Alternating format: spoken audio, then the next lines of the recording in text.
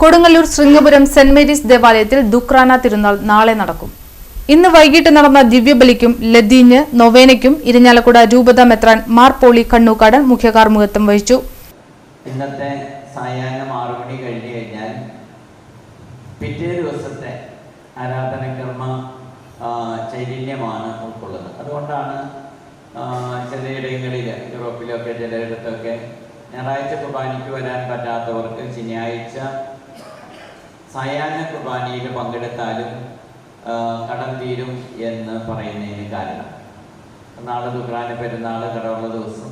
അപ്പോൾ അതിൻ്റെ തലേ ദിവസം ഇന്ന് കുർബാന അർപ്പിക്കുമ്പോൾ തോമാസ്ലിഹയെ പ്രത്യേകമായിട്ട് ഓർക്കുകയും ദുഃഖ്രാന പെരുന്നാളിൻ്റെ മംഗളങ്ങൾ നിങ്ങൾക്ക് എല്ലാവർക്കും ഞാൻ സ്നേഹപൂർവ്വം നേരുകയും ചെയ്യുന്നു. ഞാൻ ആവർത്തിച്ച് ഓർമ്മിപ്പിക്കാനുള്ള പോലെ ഈ മണ്ണ് പുണ്യഭൂമിയാണ്.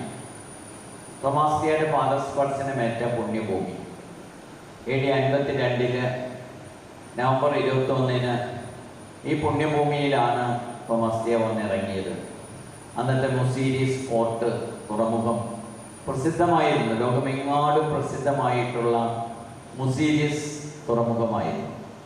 ഇന്ത്യയിൽ നിന്ന് സുഗന്ധദ്രവ്യങ്ങൾ യൂറോപ്പിലേക്കും ഏഷ്യയിലെ മറ്റ് രാജ്യങ്ങളിലേക്കുമൊക്കെ കയറ്റുമതി ചെയ്തിരുന്ന ഒരു തുറമുഖം.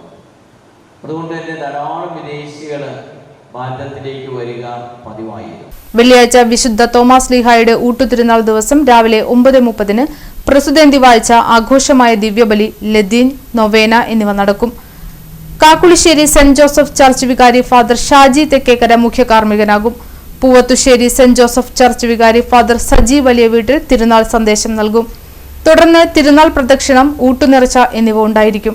ചടങ്ങുകൾക്ക് വികാരി ഫാദർ ജോയ് പേരേപ്പാടൻ, കൈകാരന്മാരായ തോമസ് ചാക്കോള, വർഗീസ് വടക്കൻ, ബേസിൽ പടയാട്ടി എന്നിവർ നേതൃത്വം നൽകും.